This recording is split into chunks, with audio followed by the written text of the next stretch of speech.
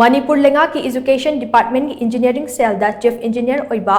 Laishram Saratchandra ki Sagolband Nepra Menjor Mamang Leikai da leiba yumda shakkhangdaba meeoi kharana hand grenade ani Langsinduna Pokhaihallamle Thaudok asi haukiba ahing pung 13 minute nimfurom taba adwai da thokibane Thaudok aduda laibak fabadagi misi mina asok apani ya haudre adum oinamak hand grenade machena panbadagi yum aduda khamduna leiba ut machugi Maruti Eco Van registration number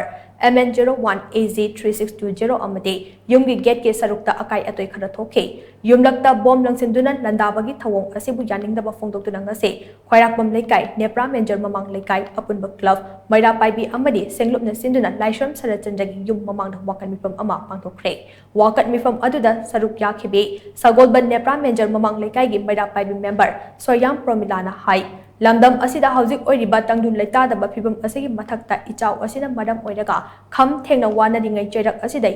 yum kungna taba mafam da bom Langsinduna pokhai hanba haibase laibuk thibane thawong asi Leikai asigi biyamna akan mongna kandem tawi kanana karigidamak asigumba ka henba thawong asi chatharamlibano haibado biyam khangna sengdokpira u hainasu pangna makha chakhi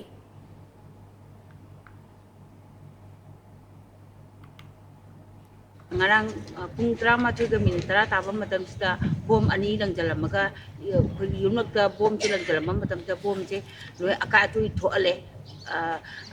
thangnaba yumgi gari mayam amchu aka tu thoale ado sigi yumnakta bom pokhalba haiba thabak chidi akoi leiba Leikai ani sida thangnari Leikai ani ohum china sungai yaning ba phaude akoi chungpin pinjade leiba talak haibase luraba tanja amane hoji lan haibase ising khatanate lan khatanate punamak chigi marak sida tawruba thodo aje thangnari Leikai kungraba 0 man gi Leikai seida thoaliba thodo aje akoi sungai yaninge sigi pose